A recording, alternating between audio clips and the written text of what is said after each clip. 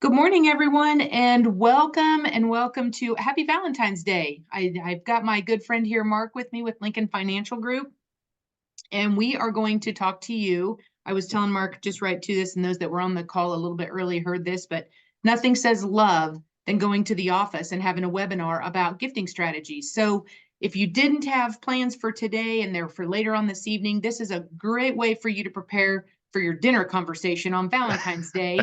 As you're sitting with all of your loved ones, we can talk about all these strategies. So welcome everyone. I'm really excited to have all of you on this webinar with us. Like I mentioned, my good friend Mark with Lincoln Financial Group, and I'm really going to kind of mute myself, let Mark take over. If you have questions, I know I think I've got someone texting me telling me that Q&A is open. So if you have any questions, any comments, I will be monitoring that Q&A section in there. Please feel free to ask. I don't believe this webinar is going to last us an hour. Mark's going to talk about some things. I'll probably come back at the end and have some of my own questions, but if you have some, please put them in the Q&A so I can ask Mark. I don't want anything to go unanswered for you. So Mark, I'm going to mute myself. Thank you, my friend, for joining us on this webinar today. Happy Valentine's Day to everybody. And I'm going to go ahead and let you take over. Well, I appreciate it. Thank you so much for having me. And as Angie said, happy Valentine's Day to everyone. Yeah, as we look at the landscape of where we're at in the United States right now, and the amount of people that we have an aging population in the United States, there's a lot of opportunity to make sure that we are protecting our loved ones. So, we're going to get into a strategy a little bit later today of how can we basically use who we're working with to make sure that they're protected, but also getting down to the next generation. And I think if I pull back for a second, really what it comes back to is certainly when we want to help our clients, right? That's a big focus of what we're doing. But I also look at it as within your own practice. How are you making sure that you're protected and you're solidifying all the work that you've done over the years with these clients? So it's kind of twofold. So as we start here today, I want to talk about what I just kind of encompass as business model protection. When you think of your own book of business, we're going to roll that up to what are we doing to make sure that your business is protected as well? So we're caring for everyone today, right? When we think about the business model protection, I think that really boils down into three pieces. So you might want to jot this down, and I want you to think about this as we go through our conversations today. But the first area, by having these conversations, we know that this can help with client retention. The second is asset retention. And then the third is succession planning. And I know that those are a big deal because Limmer will tell us that those are the top three that financial professionals are concerned with.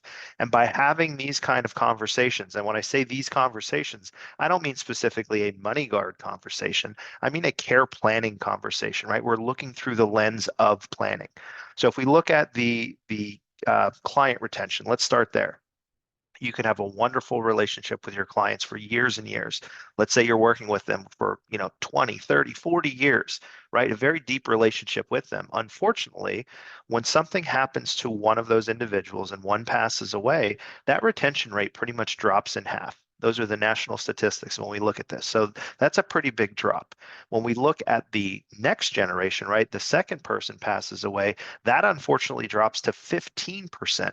So let's just say there's an opportunity there to increase those numbers, right? So what are we doing to do more with those clients, whether it's from an accumulation standpoint or a protection standpoint? The more products that we have with an individual, the stickier they become as a client, right? We retain more of that. We're going to talk about that next generation piece at the end of the call. So we'll come back to that. But in general, the more things that you do with someone, the stickier they become as a client. So that client retention piece. When we look at the asset retention, well, if the client retention numbers are dropping, the assets are going with them, right? So if they're walking away and we get out to that next generation, that inheritance, or even that individual, they're taking those funds and going somewhere else, that's a potential hit to your overall book of business. And the other side of it is if we have no protection, right? If Angie and I have a similar book of business, right? And everybody has similarities, you all have uniquenesses there.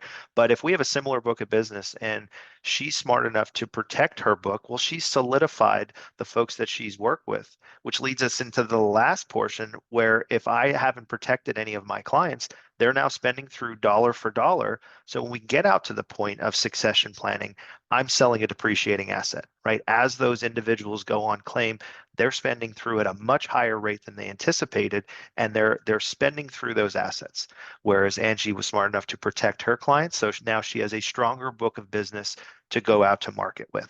So it all rolls back to business model protection. Oh, by the way, we're helping clients along the way there, but you're also strengthening your practice and getting you in position for when and if the time comes that you are in the best place to sell off that as well. So I want you to think through that. That's the bigger, issue when I think about this. Why are we not talking about this? It's because you're all very successful, and that's a good thing. But this is an area where you can add even more strength to your practice and all of those areas that I just talked about. So as we think through this, I wanted to kind of talk about, where are we having these conversations? So I want to first kind of take a look at what I call the MoneyGuard quadrant. I don't just call it that, our marketing team calls that as well. So let me go ahead and share that screen, and we're going to take a look at this. So when we see this across the board, this is basically just looking at the books of business, right? So when we think about, where are the opportunities? We think about this quadrant, right? So maybe you have clients that are more in the top left, right? You have a younger demographic, that Henry, right? High earner, not rich yet. Maybe that's your clientele, and they have a high level of income, but they don't have necessarily the high level of assets sitting on the sideline. Well, we can work with them and maybe set out longer strategies to help them fund it. When we look at the top right hand side, that's the folks that they may have the higher asset just sitting there. And I think that area, and we'll get into this, but I think that area is going to be growing in the very near future. Why? Because we have an aging population, right? So you see this wealth transfer to another younger generation.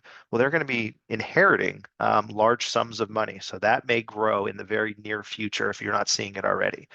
When we think about the pre-retirees, that's the sandwich generation, right? They may have kids that are in college, but they're also starting to experience this with their own parents. So that's very real to them, right? That's a great opportunity to start talking about this. And then we look at the retirees. You may have been working with them again for years and years, and that's a great opportunity to have these conversations. But as we look through all of this, and they say, "Well, Mark, what's the hot spot, right? Where should I be looking?"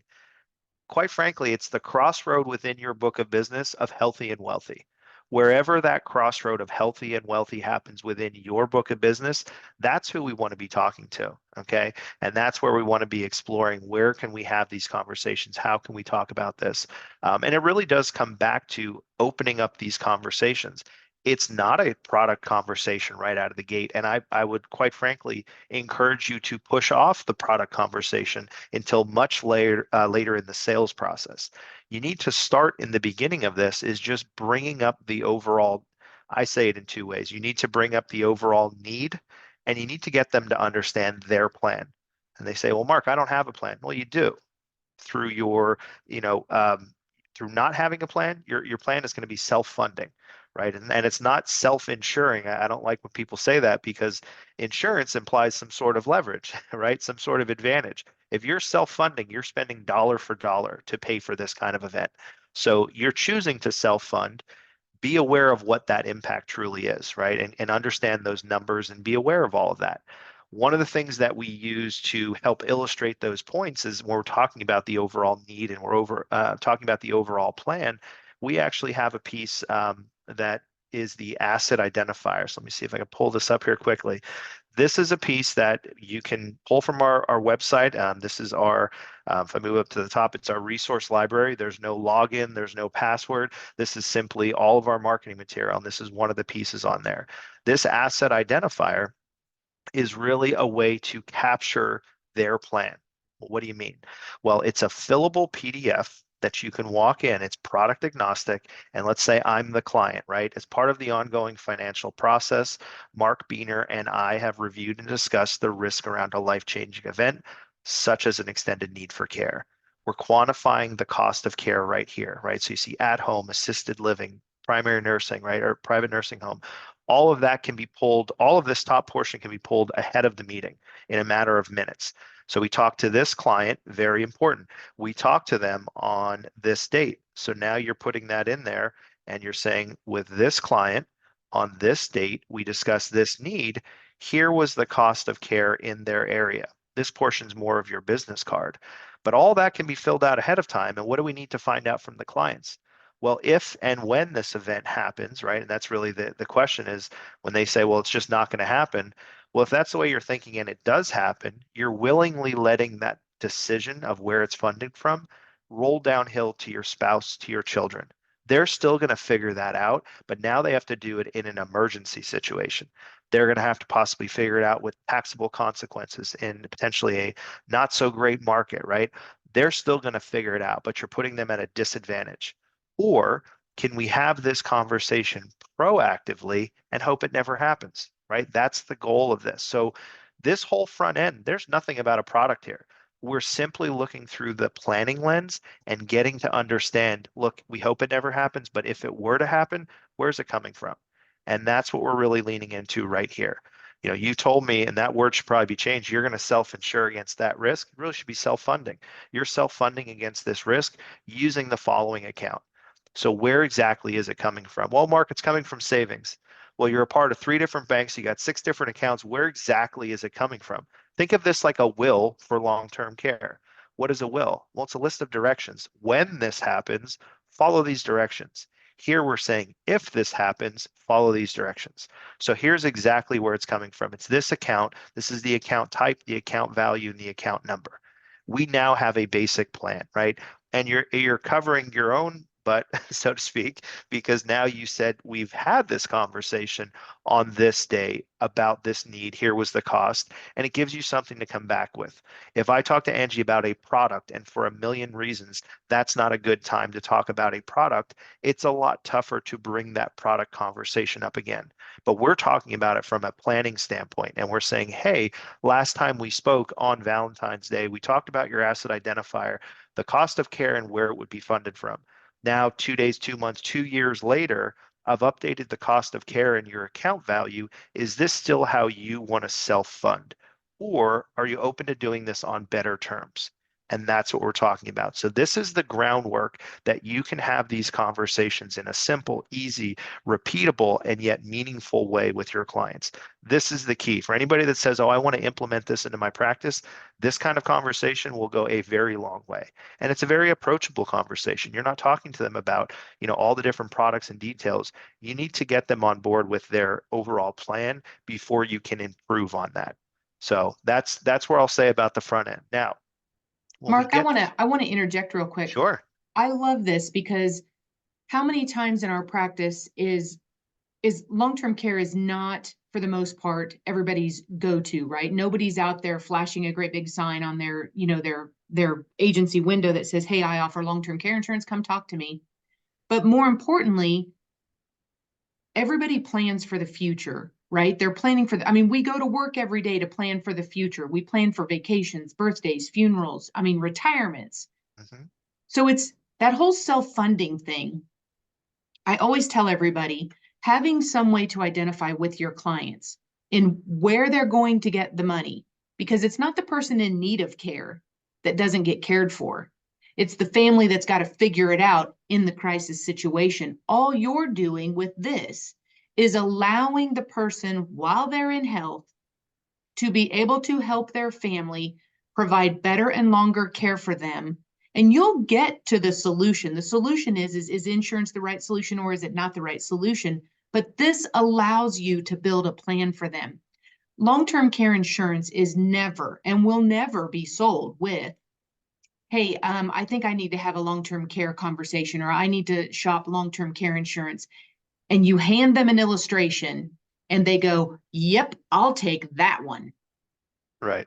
It's not how it works. You have got to develop the need. And this is a great non-abrasive, non-in-your-face, you know, it's just having a conversation with them about, and you know what? Here's the great thing about it, Mark. What if you've got some clients like my husband that feels like every time somebody asks them a personal question about like, okay, well, what's that account value? They're just trying to get into your pocket. They can lie about what's in there. I don't care if they tell me it's $2 million, right? The conversation doesn't change. Repeatable, wash, rinse, repeat, wash, rinse, repeat. It's getting that consistent story out there and being able to develop that need. It doesn't matter what they say, your story is still the same. And I love this piece because it says, here's your plan. Don't tell me that it's never going to happen, because if and when it does happen, it's just giving the direction to the family that has to make sure that your plan is cared for and paid for properly. That's So it. a quick comment there on your husband's take, and that's so there's a distinct difference between male and female, right? What better way to talk about it on Valentine's Day? But when you look at females and how they evaluate risk and consequence, you all pull it apart and evaluate. I'm sorry, you view it together as one Mhm. thing, right? So if this is the risk, this is the consequence. That's how females make decisions. Males pull it apart. So this kind of conversation, when we say, "I don't think that's going to happen to me," we're saying, "Well, that risk is not real, so the Right, consequence will never happen." By having this conversation in this way, you're flip-flopping it and you're saying, here's the reality of the consequence. It may or may not happen, right? The risk is less important here, but here's the reality. If it does happen, when and if it does happen, again, you may be incapacitated. It's now rolling downhill to your family and they're figuring it out. And mhm, that's what, males do want to protect the herd, right? Protect the right, family. And right. that's what we're talking about. So then it changes the conversation of, oh, he's right, right? If it does happen, they would be the ones figuring it out. So that's all we're doing is, do you want them to figure it out in an emergency situation, or can we proactively plan for it and hope it Mhm. never happens, right? That's Yeah. the reality of it. So that's what we're talking about. And to your point, it's a great, easy way to have these conversations because it's meaningful, right? It's a planning aspect rather than I need to talk to you about this product, right? And that's all you're looking for is by having these conversations, you're looking for the trigger. Okay. So when they say, well, I'm happy with this right now, that could be fine. If you get no further than this, that is still a win because now at least you have some plan. You know Right, exactly where this is coming from. And what are we trying to do with all planning is avoid the chaos, right? right. We want to be able to pull this page out and say, that's exactly where they wanted to fund it from. But you're looking for that trigger. So it gives you that piece to come back to and say, hey, Angie, last time we spoke about it, this is how you're planning on doing it. Are you open to doing it in different ways? Well, some of the triggers, and you might want to jot these down, things like birthdays, retirements, job promotions. What's the biggest one? Oh, we started to experience this with my own family. That's Right. going to be a jolt. And now they want to talk about it. Why? Because it's really a lot of money and it's a burden, right? So now they're experiencing it and it's real. That's why this works so well because you can circle back to this plan twice a year, once a year, whatever it is, until that trigger makes sense for them. And now they're going to want to move. And that's the whole piece. And that's why it works so well. So I appreciate you saying that. I'm going to stop sharing for a second. And as we go into, what we were talking about for today, is really kind of that gift of love. So we looked at that quadrant, and when we look at it again, there's different pieces, natively within your book that we want to start having the conversation, really that asset identifier, and you want to start implementing that, getting them to understand the need and getting them to understand their plan. But there may be some areas that we can expand even further. The beginning of the call, I talked about the business model protection, and one of those big things was client retention. So what are we doing to retain your current clients?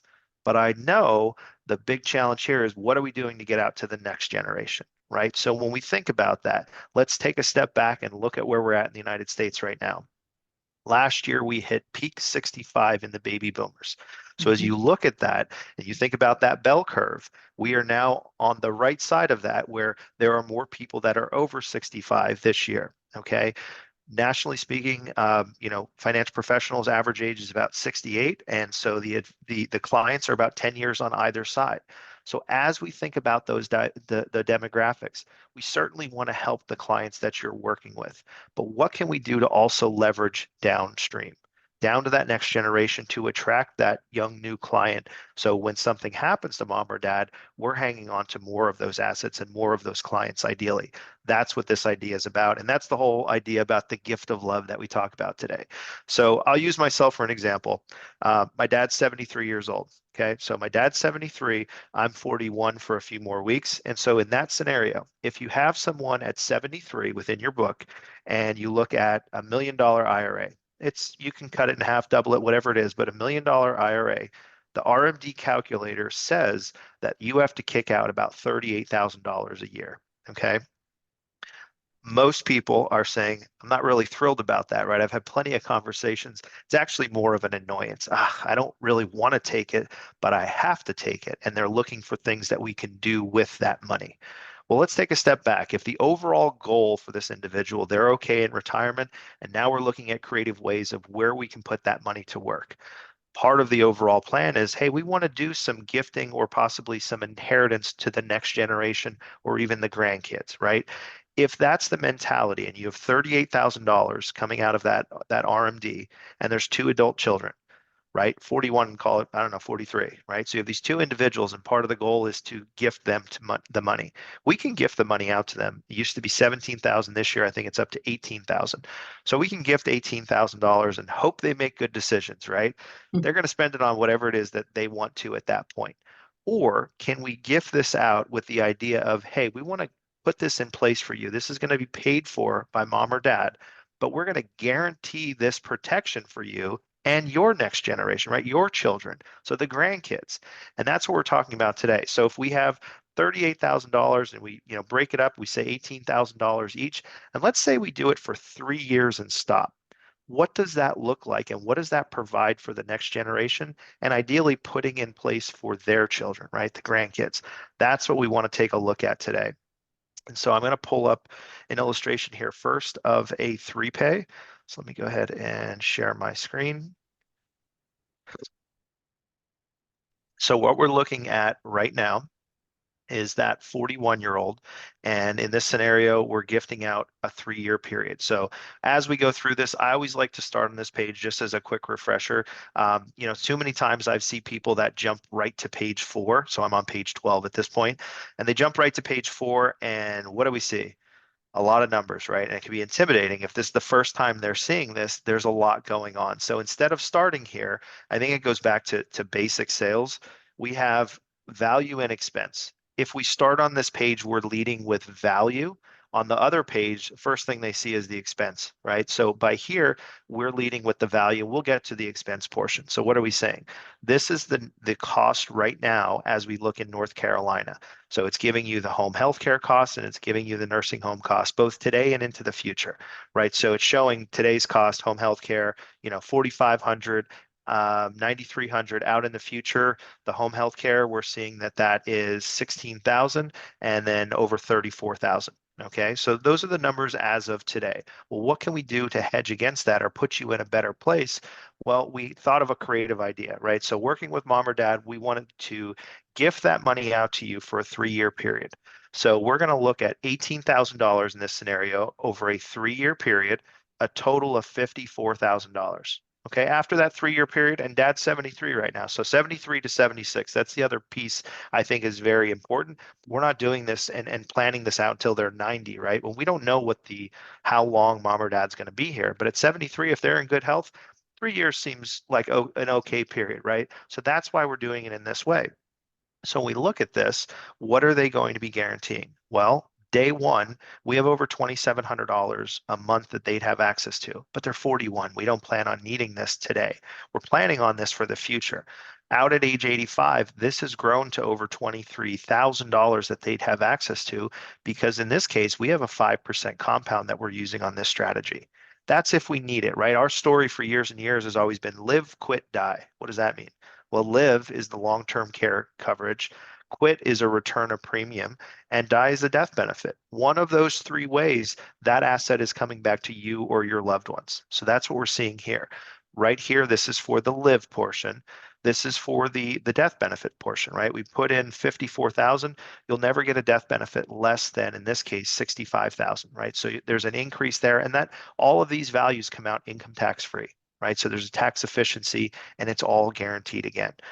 This is our walk away. It's a 70% return. So if something changes in the future, you can get 70% of that 54,000 into the future. You can get that back out. Couple key things are this is a 0-day elimination period. So if you do need this, you're not waiting until a longer period, a 90-day window, a 120-day window, and paying out of pocket. You can immediately start drawing down those benefits. So as we look at this, again, next page, you'll see it right here. This is fully guaranteed. We are guaranteeing the results on this. So by doing this gift of love, you're getting that money out of mom and dad, and it's going in an efficient way, and you're guaranteeing these results in this case for that 41-year-old. In this scenario, we're looking again, the 3-year premium. We get out to those later ages, out at age 85. That's created a pool of $1.5 million of protection. Think about that.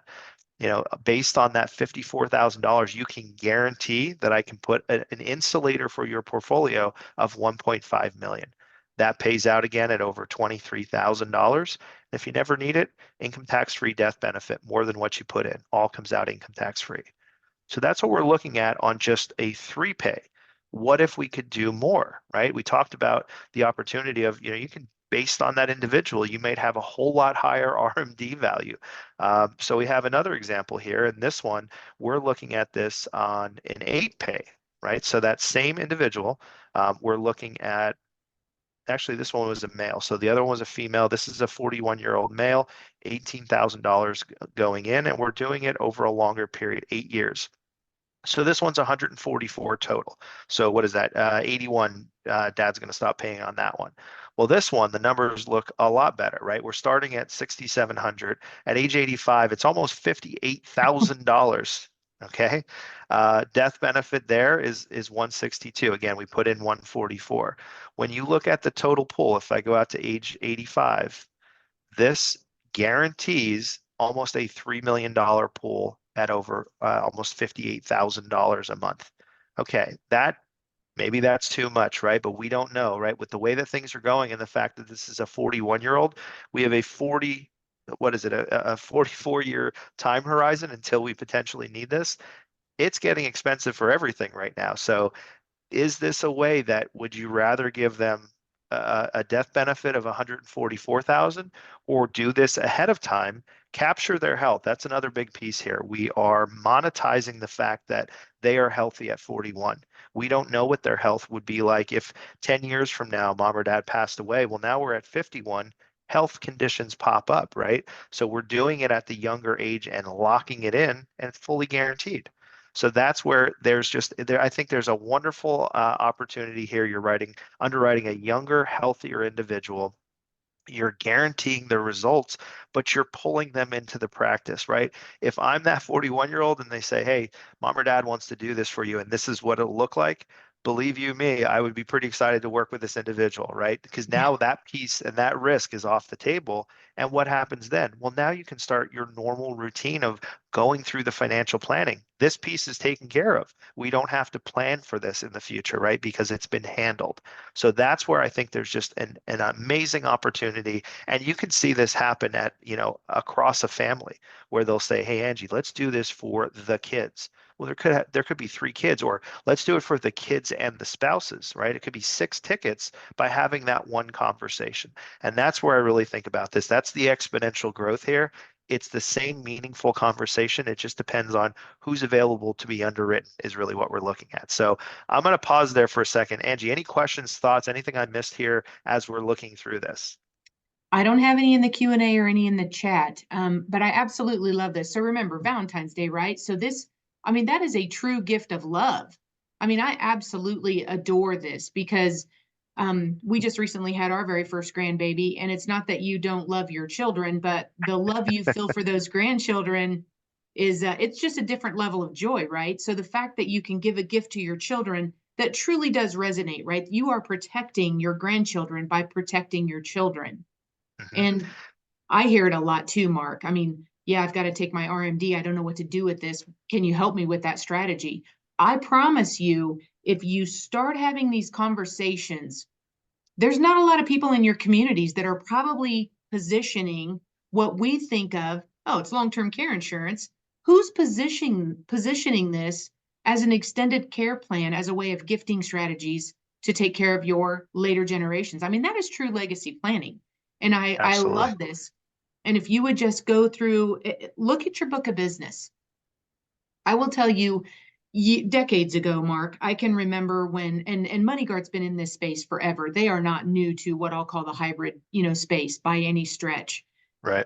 What was interesting is when we first started doing all of this, everybody was like, oh my gosh, long-term care premiums are $3, $4, $5, $6, $7,000 a year. How in the world can I get somebody to say, here's 18 a year, or here's $100,000, or here's $75,000. Happens all day, every day. You just have to ask. And Yeah. starting the conversation the way you did, right? Long-term care insurance should not be a product sale. The long-term care insurance solution is the funding mechanism to pay for the care.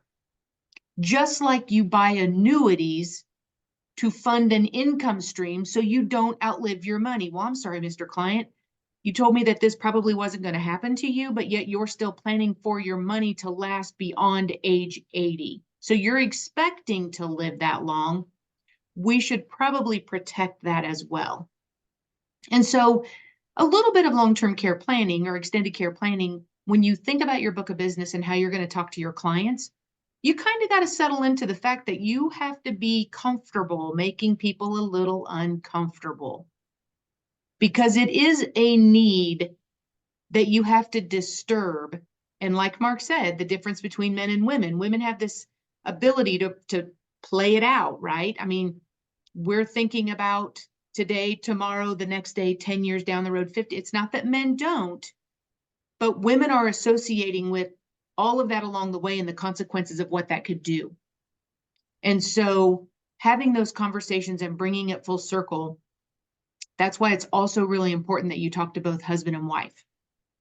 Because, right, if you brought me and my husband in for a conversation like this, and he was the only one that came to the appointment, I promise you he would walk out and you would never make a sale. Right. Me, on the other hand, I'm the one that's going to be in his ear the whole ride home going, you know what, we need to think about that. Mm-hmm. That is something we need to think about, because we have the one daughter. We're starting the grandkids. You know, I mean, you want to do those things for them. And so I love this whole idea of gifting, because I do believe a lot of people say to themselves when they get to that tipping point, and I'll say that tipping point's between 50 and 55. We no longer look in the rearview mirror. You know, the kids are out of the house, or they're at least in college, mortgages getting paid off, all that stuff. And we're looking forward, right? It's all about us now, how we've prepared ourselves for the next set of phase in life. Everybody wants to leave a legacy. Well, you're not going to leave a legacy if the nursing home's getting your care, because they will take your money. And self-funding has a huge cost to it if you need care. And it doesn't take long, to the tune of $100,000 a year or more, for one person to whittle down all the assets that a husband and wife have built together to accumulate to want to pass as a legacy. Nursing home's happy to take your money, and they will take your money. And if they don't, Medicaid will. So it's just about having the conversation. I get really super passionate about it, because I feel like we get caught up in, I don't know that product. Right. You don't have to know that product. That's what I'm here for. You start the conversation, bring the conversation to me. We'll talk about the strategy and the solutions, which could be a whole host of different things. And then you go back and present that, because I promise you, if you solve the problem that the clients see, the sale will be made. But if you don't present the problem to them, they don't know they have the problem, so they won't make a sale. Exactly. It's such an interesting dynamic, but I just know that a lot of the agents I work with, long-term care insurance is not, it's not their go-to. I mean, we are reinventing this. Angie, it's been email after email. Angie, somebody just asked me for a long-term care quote. I don't even know what's out there anymore. What do I do? Well, you know what? Just like you could validate that long-term care insurance is expensive to a consumer, I can validate to you why you don't want to sell long-term care insurance, because I could talk to you about a million different ways to solve an extended care crisis, but I can't do that, or I will cripple you in not making a sale. So I need to make it easy for you to see the solutions. And I think MoneyGuard does a beautiful job with that, in showing how to start that conversation without digging into product. It's not about that. And I Yeah, love I'm that. smiling as you're talking, and I always think, you know, what I've seen over my time here with Lincoln since 2010 is that hesitation is exactly your point. You don't know all the products, and I'm here to tell you, you don't have to. Between Angie and myself, think about it like a doctor, right? That Yeah, doctor knows everything about that client. They have the relationship, but is it a general doctor doing a surgery, right? No, you go out to a specialist. That's what we're here for. But by having that general conversation, what I always say is lean into your relationships. If you can absolutely. have that general conversation and walk through that asset identifier, that is giving us the detail of, hey, we did the overall checkup. Here's their vitals. Great. You're Yeah, telling me it's being funded from here right now at this amount. Here's their ages and their health. We can put them in a better situation. And it's not just always MoneyGuard, right? But that's where you come in, Edgy, because you represent all of the different, carriers, but it's getting that general information. That's where you can get a step ahead from your competition because you're bringing it up in that way. So, yep. yeah, I totally agree with that. So, I did not mention on top of all this, and I knew I'd forget, Angie. We joked about it earlier in the call before we got on. I said, I'm going to forget the most important thing that we're all talking about. As we go through all this, it's all important, but we just did a positive pricing adjustment at the end of January. So, everything that we're talking about right now across the nation, when you look at our product, we just had a 15%, 15% on average positive pricing adjustment. So for everybody under 70, they're seeing those results. We look really strong, including California that had an 11 to 12% increase. So if there ever was a time to kind of re-engage and get started, now is the time because we're at the top of the bin for the pricing. So again, my ask of you before we open up to questions is let us partner with you. The more we know about your clients and who you're working with, and we can help train, we can get you moving on this and add a whole new revenue stream to your practice. And right back to the beginning of the call, it's going to help with your overall business model protection. So that's my ask of you is let us partner with you and help yourself and your clients. That would be my ask. So I'll turn it over to you, Angie, see if there's any questions out there. Still no more questions, nothing in the chat, but I love this, Mark, because I want to kind of bring this all full circle. I love the fact that all of the various companies that I work with, none of them are ever just, fist pounding, they're the only solution. But when I think about if I'm the agent that's listening to this webinar right now and I'm thinking, I know this is something I should be doing. I don't even really know how to start with this. When you look at the MoneyGuard product, and I've been doing this for a couple of decades, eventually that's going to kind of chime into the whole my age part of this. But when I think about as people are starting to go on claim, the call I had right before this webinar was, so you mean to tell me I have to wait 90 days before this policy will pay? Yes, sir, that's exactly. I mean, that's the point of an elimination period. We can check off so many boxes with this MoneyGuard because it's 0-day elimination. You guys don't have to feel scared when your clients say, I think mom's not doing well. I need to make a phone call. If they're benefit eligible, that claim starts. That's huge. The fact that you can do some generational gifting here. We didn't even talk about the streamlined underwriting process. I mean, everybody worries about this. If I'm a property and casualty agency owner and I'm thinking to myself, this is great, but I'm hearing the numbers 50 to 70% of the people get declined because they have to go through underwriting, and I don't need that sour taste. Mark, you want to address that real quickly? Absolutely. And thank you for bringing that up. So, we get to the point of saying, okay, I'm interested. What's next? Right. And that's kind of what we're talking about here. So I always think about it in two areas. One is the underwriting, and the second is the actual processing, right? So when we think about the underwriting, that's certainly something that you want to get in front of.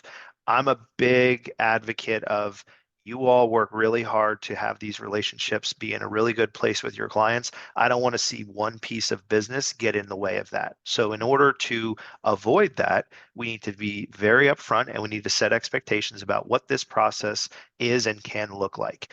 And so for part of that, we need to think about I'm going to pull up a piece right here, and this is client friendly. You want to get this in front of everyone. This is our pre-qual tool. So as you're looking at this, this is what you want to have the clients review at the beginning of the process. So I would say from the asset identifier, very shortly thereafter, is say, hey, Mr. and Mrs. Client, there's different solutions that are out there. in order for us to go down that path and evaluate if you can be accepted into one of those, we're going to have to figure out what your health looks like based on what they're looking for, right? So you're setting that expectation. The last thing we want them to think is, hey, if I don't get this MoneyGuard, it's over, right? I got to start over, right? There are other things that are out there, and that's why we want to soften that blow. Here's where we're going to start. We like this one for XYZ reasons, but if that doesn't work, there are some other carriers out there. But here's what Lincoln is going to be asking you for. Always put the onus back on us. It's not what you need to know, it's what Lincoln needs to know about you. So when we look at this, this is our pre-qual tool. Keep in mind that if you've done life insurance before, life insurance and MoneyGuard are very different. Why? Well, life insurance is looking at mortality. We're looking at morbidity. So why is that different? I use the example of real life things that I've seen a billion times. Okay, I have a marathon runner. Okay, they are in great health. But in order to do those marathons, they get some cortisone shots in their knees. No big deal, right? Life would love them. They'll probably get preferred plus on that side, right? If we take a look at MoneyGuard, their health may be very good, but we're underwriting morbidity. That cortisone shot is our number one postponed steroid shot, cortisone shot. Why? Because we're underwriting morbidity, which relates back to the activities of daily living. One of those activities is transferring. So if you're coming to us and you have a bad knee, for example, you're already down on one of those ADLs, which is how we trigger to go on claim. So that's why we look at it in a different way. Now, if we switch this and say, okay, well, I have this person that just had a heart attack, we're going to say 8 months ago. They're good now, but they had a heart attack 8 months ago.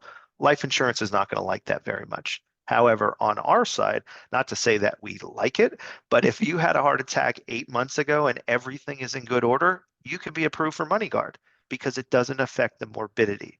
So I always like to stress that because we are looking through different lenses as what we deem healthy for our product. So this page, this document will help you get that across to the client.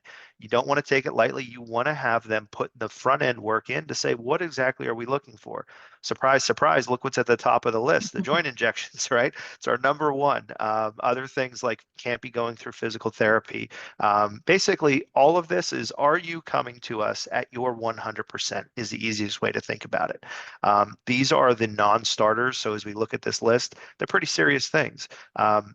Just a couple here, congestive heart failure, right? If you're already experiencing Alzheimer's and dementia, things like that. They do mention the heart attack here, but again, that's in the last 6 months. So in our example, it's been 8 months, you're okay. So that's all there. You want to get that in front of them. The next page goes through the medications. So if you're on any of those, that's a no-go. And then we get down to a height weight chart. They won't break this down male, female. They'll just say at this frame, here's the minimum, here's the maximum. Why? Well, on the minimum side, if you're too light, higher risk for fractures if you fall, right? That's the concern there. On the heavier side, you're grinding down joints, right? So that becomes the risk there, and there's comorbidity issues. And that's a good point. I always think of this, I'm weird on analogies. I think visuals. I think about this like a smoothie as we're evaluating their health, right? So when you think about this, if they're 5'9" and they're 270, you're good in terms of this, but that cup is already pretty full. You're still okay, but if anything else is there, you may overflow that cup. So think about that mentality as we're looking at this. So that is our underwriting as we think about it. Now, if everything is clear on the underwriting, you can always use us as another line of defense. If Angie has somebody and says, hey, we'll look through that pre-qual and everything looked good, but they had XYZ cancer this many years ago, and here are the details. That's where you can use me as an advocate to go to the underwriters before anything gets submitted and say, hey, this person was good on the underwriting, but they have XYZ. Can we submit? It's not going to be on the life side where they say this is the the trial and you're going to be approved. What they're saying is, based on this information, you're okay to submit. There's nothing that automatically declines you. You're able to go through the underwriting. They're not saying that they're approved. They're saying there's nothing that automatically declines you. Or they may say, based on this info, we need some more details. So it just cuts down the process. You're more connected with that client and working to try and get them through. So let's say everything is good, right? We're good to go, and now we want to submit. Our process is a very streamlined process, 3 steps. Our cases are happening in 30 days or less for cash cases. Step one is all e-signatures. Unless you're in California, which requires wet signatures, there's no e-application there. But everywhere else, you're going to be doing e-signatures. Everything comes back in good order, right? They will do a prescription drug check. There's nothing the client has to do, but they will ping that. That moves to step two. Step two is an e-interview. They'll get an email and they'll be able to start that process. They're filling out their medical information. They can start, they can stop, they can call their doctor, check their medicine cabinet. They're going through all of that. That's to get the medical information. That is step two.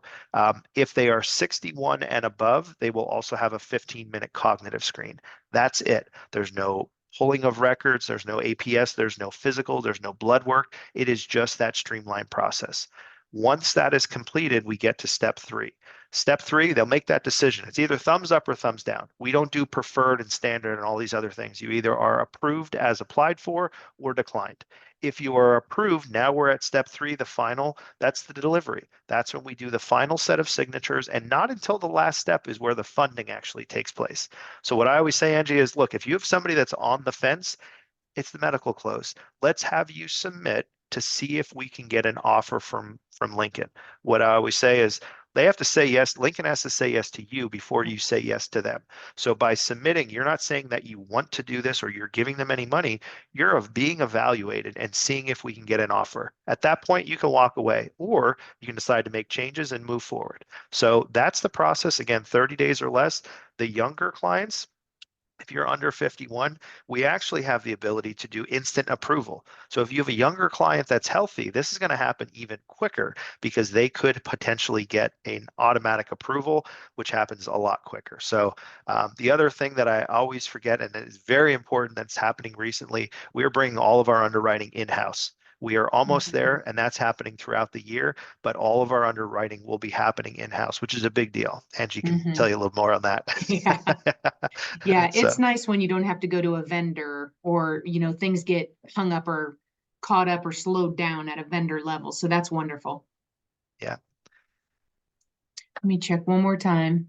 Still no chat, no QA. I think we've just done that good of a job, Mark, that I think so. everybody is, I think what's happening is everyone is sitting at their desk, literally writing out all of their clients that they want to have this conversation with. And I've probably got an email full of, hey, can you send me the asset locator and some of those forms? So I'll be happy to report back to you that that is the case. So since we don't have anything in the chat or the Q&A, Mark, I want to thank you very much. Thanks for spending Wednesday, Valentine's Day with us, talking about the entire gifting strategy of passing that love from one generation to the next, and maybe even to the next, right? And protecting that. Absolutely. So I'm looking forward to this. I'm hoping that all the quotes that I run and the conversations that I have, and just as I say that, I do have a question. What is the minimum age?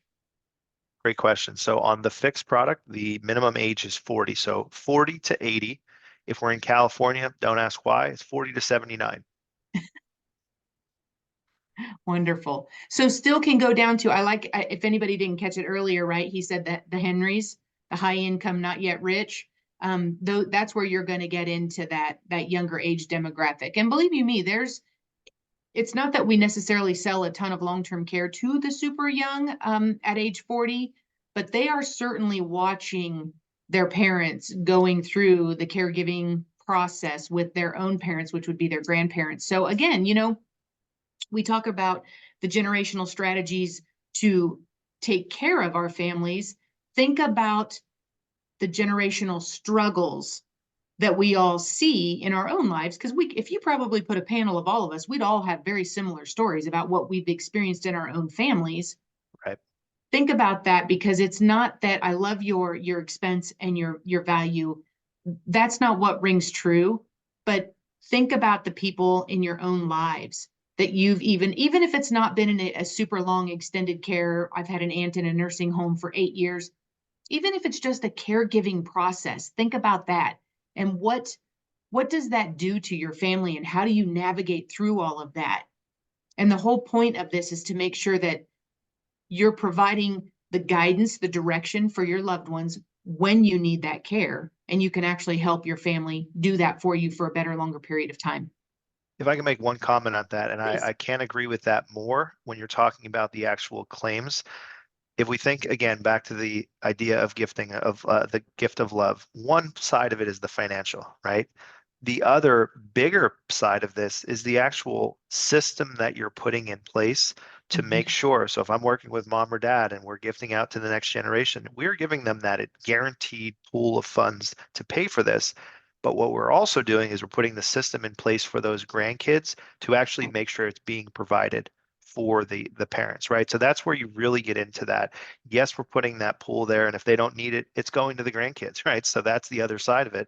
But it is also giving the system to quickly and easily find and evaluate those carriers to bring in and make sure they get the care. So that's as big of a deal as the financial side of it.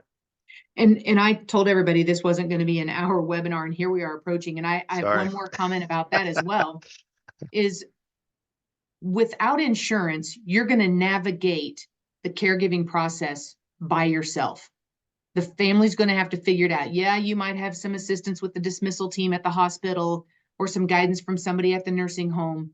But I believe I've had the experience where all they're trying to do is figure out how to get Medicare or Medicaid to pay for that. That's not exactly the guidance you're looking for. We could go on for an entire hour talking about the concierge level. So think about when your loved one, whether it's your spouse, going on claim, to know that you have a concierge service that you can pick up the phone and call and talk to them about, hey, this is what the doctor said. I don't really know what this means. How do I navigate through all of this? You've got that hand-holding service. That's, to me, even bigger than the funding mechanism of this. It's great that the policy is going to become that income stream, but the fact that you can talk about, how should I do this? How, they're saying mom needs this. How do I set that up? Someone to talk to. I know Lincoln had a system in place where you guys could actually help coordinate family members, because Harley Gordon used to say, good parents teach their children how to leave. So now all of a sudden, throw it in the air and our kids have left the nest and they're all over the country. How do we bring them all back so they can be on the same page? Because nothing will tear apart a family more than multiple siblings trying to plan for that care, because none of Absolutely. you will always be on the same page. Sounds like we need a follow-up call, Angie, is what I'm It hearing. sounds to me like we do. Well, again, Mark, I want to thank you. Thank you for everybody that took the My time to pleasure. be on this call. If you have questions, you know how to get a hold of me. My phone number is 800-541-6705. Emails Angie@producersxl.com. If you want to talk about going through your book of business and targeting these, I wrote in here their website, no login. You guys, how many times, what a breath of fresh air that you don't have to go through some two-step authentication just to go out and try to find consumer-facing material. Let's do it. Let's put that plan together. So I appreciate your time. Mark, thank you very much. My pleasure.